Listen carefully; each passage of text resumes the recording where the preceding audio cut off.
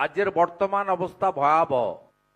2011 সালে মা মাটি মানুষের স্লোগান দেওয়া এই সরকার কি করেছে এবং কিভাবে আমাদের রাজ্য সর্বক্ষেত্রে পিছিয়ে গেছে সকলের চোখের সামনে, আপনাদের ব্যক্তিগত জীবনে, আপনাদের অভিজ্ঞতায়, আপনাদের অনুভূতিতে এবং আপনাদের বাস্তব পরিস্থিতির সামনে দাঁড়িয়ে আপনারা উপলব্ধি করতে পারছেন। নতুন করে কিছু বলার নেই। বলা হয়েছিল বদলা নয় বদল চাই।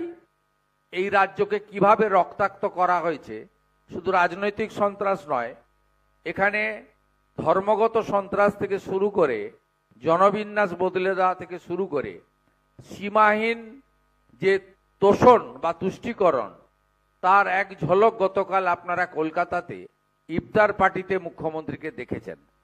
সেখানে একটি ধর্মীয় অনুষ্ঠানে মুখ্যমন্ত্রীকে বসিয়ে রেখে তার ভবানীপুর বিধানসভা কেন্দ্রের ইমাম 16 আনা মসজিদের তিনি প্রকাশ্যে বলেছেন, যা আপনারা অনেক সংবাদ মাধ্যম দেখিয়েছেন, কেউ কেউ দেখাতে পারেননি, পোর্টালগুলো বেশি করে দেখিয়েছে। তিনি বলেছেন গর্বের সঙ্গে যে টাটার জায়গাটা আমাদের দিয়ে দিয়েছেন মুখ্যমন্ত্রী।